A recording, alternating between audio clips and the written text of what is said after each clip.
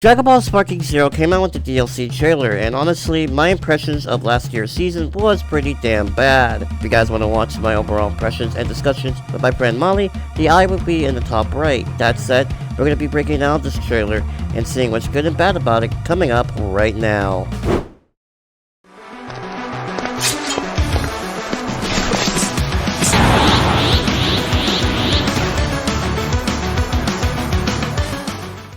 Alrighty, so before the trailer actually starts and we start watching it, full transparency, I did see it when it first came out, when the broadcast happened and all that, so I definitely was super hyped when it first came out, but now that that hype has worn off, I definitely want to come back like I am right now with you guys, and analyze it and seeing what my favorite parts about the trailer is, and what I'm hyped for moving forward. So without further ado, let's go ahead and play the trailer, shall we? Yeah, like, honestly, everything about this is so good.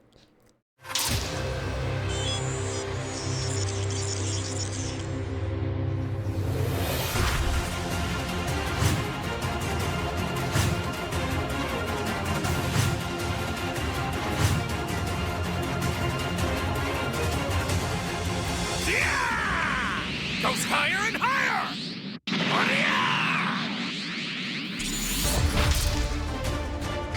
I'm going all out!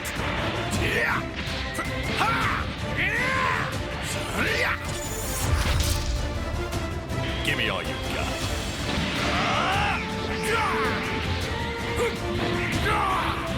Just die already! You face the Demon King himself. I shall rend you limb from limb. This might actually be fun. Behold, this is what the ultimate android looks like. Nowhere to run! Disappear!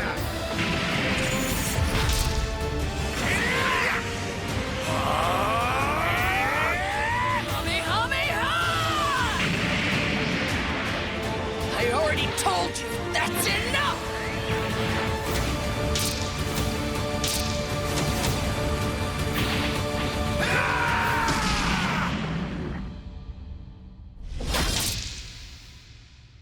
Okay, so there's a lot to unpack here, honestly. So, first and foremost, my personal hypest part about the whole trailer, right here, right?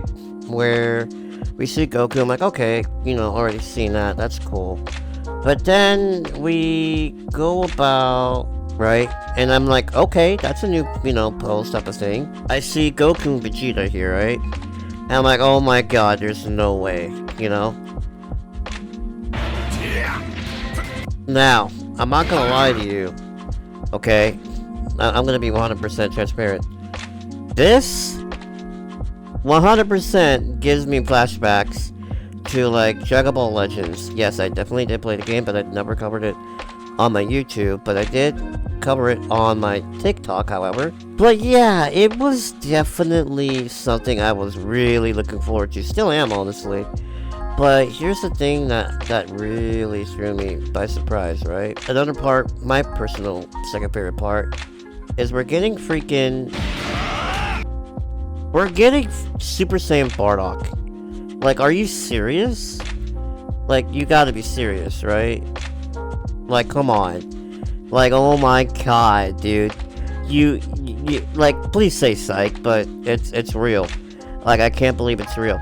So, with that said, we do have some interesting character picks, right? We got King Piccolo. If you guys don't know, he's actually straight from original Dragon Ball, the whole beginning of the entirety of what we know. So, between Dragon Ball Z, Dragon Ball GT, Super, Daima, all that, right? This is the OG villain before all the other ones came about. And may I say that this looks so good. They made him look stupid good, right? No complaints whatsoever. And then we got Super 17, which, again, drew me out by complete surprise. 100%. This is super sick. More moments to, like, create canonized fights and all that. Super Saiyan 4 Goku and Super 17 are about to go crazy. So then we go back to here with Goku and Vegeta. Now this is still hype, right? But I did notice something, right? Again, my friend Molly brought this to my attention too. He was actually talking about this too, by the way, where we get freaking Gohan's iconic super from the BoJack movie, where he does a Kamehameha and punches right through him.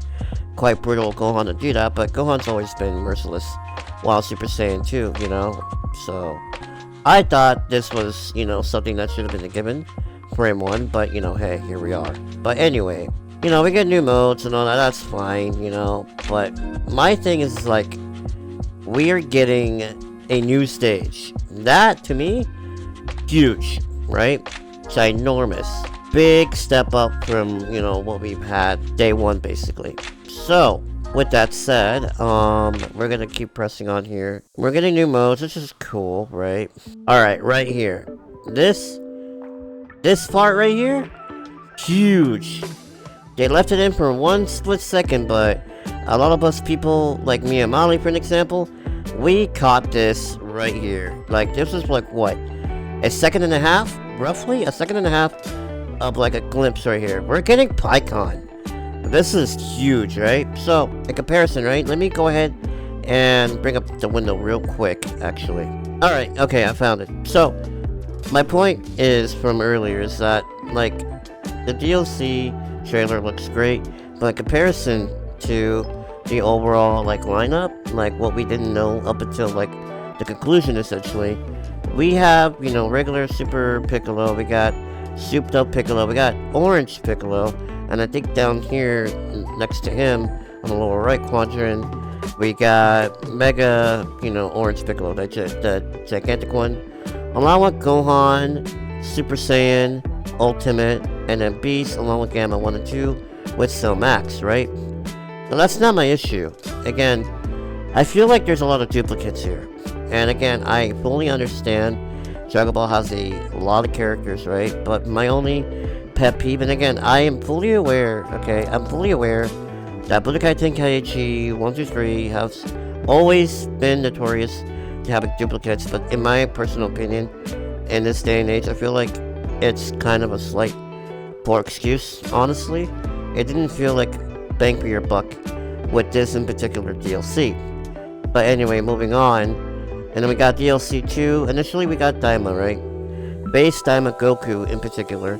Then we got Super Saiyan Daima Goku for DLC Pack 2, along with Daima Vegeta with Super Saiyan 1, 2, and 3, along with, I forgot the guy's name, Pansy and Namaja's Cyberman. And along with freaking Charlotte, bro. I cannot believe we are getting Charlotte of all people. That threw a lot of people off, right? But then came the controversy that he was essentially copying people, but that's actually his trait, funny enough. He likes to mimic. He's a mimic-oriented character. And then for the last DLC 3, right? Let me just move myself over for a second. I'm gonna remove myself for one moment. We got Mini Daima Super Saiyan 4 Goku, and an adult Goku, and an adult Super Saiyan 3 Vegeta, along with the last 3 characters I'm not fully aware of, honestly. Again, never got that far into Daima. But my point is, you know, it seems stacked on the surface, but it's just, to me, it didn't feel like a lot, right? And then with the constant growth with the game's like overall stability, playability, and enjoyment, it just didn't go over well, right? But honestly, with everything that we saw here, right? It's not bad. It's not a bad proposition. It really is. Like, you seeing all this, right? You see all this? And I'm not gonna lie, initially I was telling my friend, like, all is forgiven. Honestly. Yeah, I might be over-exaggerating it a little bit, but you see all this, right? With Goku and Vegeta and everything.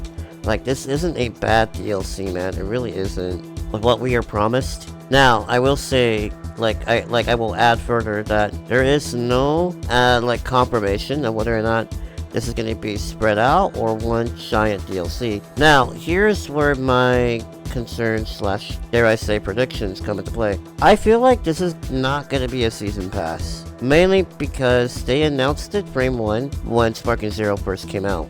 Honestly. So, unlike that trailer compared to this one, I don't think this is going to be a season pass proposition oriented announcement. I think this is what Bandai is putting our like overall expectations on, and they're kind of smart for that. Now, say this is all right that they cooked up, right, and say this is like actual like a season pass worth, then I'm gonna be right back to being pissed off again. Because yes, okay, we technically, if you think about it, we technically did get a arena, but only from Daima, from the Demon Realm. So that did, you know, hold us over for a little bit. But again, if this is one of those things where it's just like another season pass, and they essentially showcased everything all at once, then I'm gonna have a lot of concerns. But however, if this is one DLC, right, or like spread out DLC, I'd rather it be like spread out than anything, because with the current game's condition, it's really bad.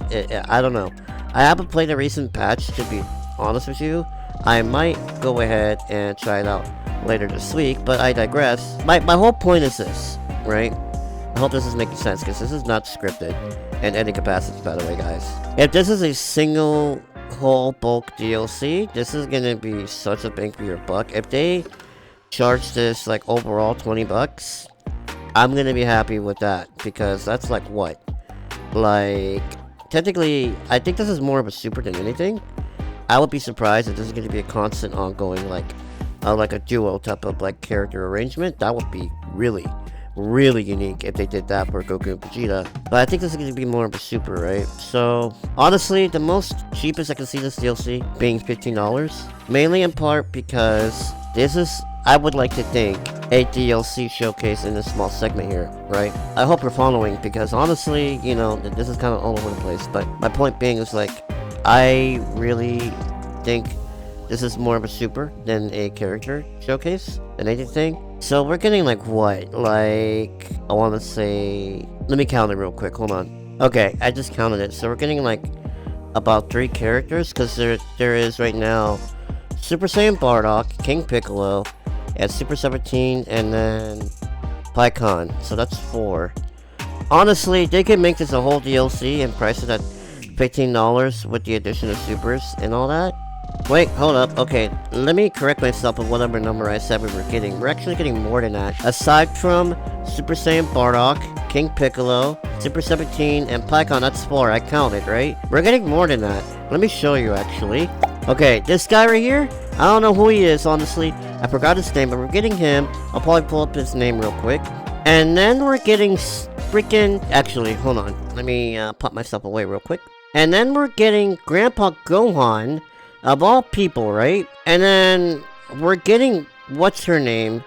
From freaking the BoJack movie. I don't know if we have Champa, but Champa might be on the list too, to be honest. And then General Tao. General freaking Tao. As you can see right here, he's from Dragon Ball and fighting little kid Goku. That to me is wild to me, right? So again, we got freaking Bardock and all those, right? That's like over like 6 to 8 characters, bro. Maybe even 9, man. Again, if my math is not mathing, you guys can correct me down in the comments, but oh my god. Anyway, I'm gonna go ahead and let current me take the video away. So yeah, I just wanted to correct myself, because you know, I can't math apparently. So yeah, about 6 to 8 characters roughly, give or take. So I'm gonna let myself take it away. And then with the arena, they could like do that like a separate DLC pack for like $3. Overall, if they want to bundle it, they can like, you know, kind of squeeze it a little bit and pay like $20 overall, right? I feel like that is the best get, like worst case scenario. I feel like this is a whole DLC pack. Now, my whole like thought process, like I was saying earlier, to round it up, this is not a season pass proposition. This is an overall like what we're getting in the next couple of months. And this is not going to be a season pass plan out. I think this is the best roadmap they've come out with so far, and probably the most safest. Now, is it low quantity?